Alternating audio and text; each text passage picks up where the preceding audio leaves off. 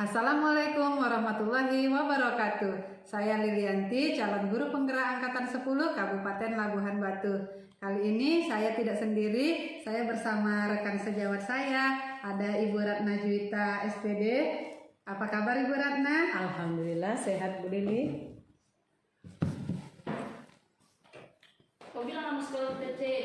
Kali ini saya tidak sendiri, saya ditemani oleh rekan sejawat saya, ada Ibu Ratna Juwita SPD sebagai guru bahasa Indonesia di SMP swasta Yapenda Ajamo. Selamat siang Bu Ratna. Selamat siang Bu Lili. Assalamualaikum warahmatullahi wabarakatuh. Waalaikumsalam warahmatullahi wabarakatuh. Bagaimana kabar Bu Ratna hari ini? Alhamdulillah sehat Bu Lili. Iya baik Bu Ratna. Saya ingin melakukan percakapan praobservasi sama Ibu terkait dengan observasi yang akan Ibu lakukan di dalam kelas nantinya. Nah, percakapan praobservasi ini bertujuan untuk mengetahui dan mengevaluasi proses pembelajaran yang akan Ibu lakukan sebagai persiapan awal sebelum melakukan kegiatan pembelajaran lebih lanjutnya di dalam kelas, agar Ibu lebih percaya diri begitu ya Bu, sehingga memberikan pembelajaran yang lebih baik nantinya. Nah, sebelum saya melakukan observasi di kelas Ibu nanti, saya ingin mengajukan beberapa pertanyaan ya Bu. Iya Bu. Pertanyaan yang pertama, kira-kira apa tujuan pembelajaran yang ingin Ibu capai nantinya? Baik, terima kasih Bu Lili. Nah, tujuan yang akan saya capai nantinya di observasi ke depan adalah yang pertama, peserta didik mampu memahami struktur dan kaidah kebahasaan teks prosedur. Kebetulan Bu Lili, materinya yang akan saya ambil adalah tentang teks prosedur. Kemudian yang kedua adalah mengidentifikasi langkah-langkah dalam teks prosedur. Kemudian yang tiga, menyusun teks prosedur dengan tema yang dipilih secara berkelompok. Dan yang terakhir adalah mengembangkan keterampilan berpikir kritis dan kreatif melalui proyek yang diberikan. Nah, berarti ada 4 tujuan ya Bu Ratna. Iya Bu. Yang pertama tadi tujuannya memahami struktur dan kaidah kebahasaan teks prosedur, kemudian mengidentifikasi langkah-langkahnya, dan menyusun teks prosedurnya dengan tema yang dipilih oleh siswa tersebut. Iya. Kemudian yang terakhir juga ada mengembangkan keterampilannya ya Bu, keterampilannya untuk berpikir kritis dan kreatif. Iya baik Bu Ratna. Kemudian bagaimana dengan area pengembangan yang ingin Ibu capai atau Ibu lakukan nantinya? Nah, area yang akan saya capai nantinya itu ada terbagi dalam 2 aspek Bu. Yang pertama aspek pengetahuan, yang kedua aspek keterampilan.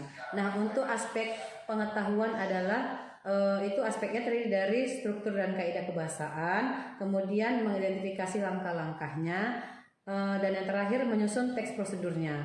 Kalau untuk area keterampilannya itu hanya satu Bu, yaitu mengembangkan keterampilan berpikir kritis dan kreatif. Baik, berarti nanti di aspek yang ingin Ibu kembangkan itu di pengetahuan, selain memahami, membuat langkah-langkahnya, mengidentifikasi, berarti itu ada nanti menghasilkan suatu produk gitu ya Bu, keterampilannya. Iya, keterampilannya. Iya, baik Bu Ratna. Kemudian bagaimana rancangan yang ingin Ibu terapkan, rancangan pembelajaran yang ingin Ibu terapkan di dalam kelas nantinya? Apakah mungkin dari strategi pembelajarannya, model pembelajarannya, dan metode pembelajarannya itu seperti apa? Nah, kebetulan Bu, untuk strategi pembelajarannya itu yang akan saya gunakan adalah strategi pembelajaran berdiferensiasi. Berdasarkan kesiapan belajar siswa, saya akan membagi kelompok sesuai kemampuan dan keterampilan serta keahlian siswanya Bu. Kemudian untuk modelnya saya menggunakan model PJBL. Untuk metodenya itu diskusi kelompok, tanya jawab, dan penugasan. Nah, baik Ibu, berarti strategi pembelajarannya berdiferensiasi, berarti itu berkelompok ya Bu, sesuai dengan minat dan belajarnya. Kemudian model pembelajarannya itu berbasis proyek ya Bu, PJBL ya. Berarti nanti ada hasil yang ada hasilnya dan kemudian metode pembelajarannya kelompok kelompok dan penugasan. Ya sudah cukup baik Bu rencana Ibu. Kemudian Bu, yang ingin saya tanyakan lagi, bagaimana dengan media pembelajaran yang akan digunakan nantinya? Nah, untuk medianya Bu, kemungkinan saya akan menggunakan beragam contoh laporan teks prosedur. Kalau untuk medianya itu saya akan menggunakan PowerPoint dan laptop. Baik Ibu, bagus.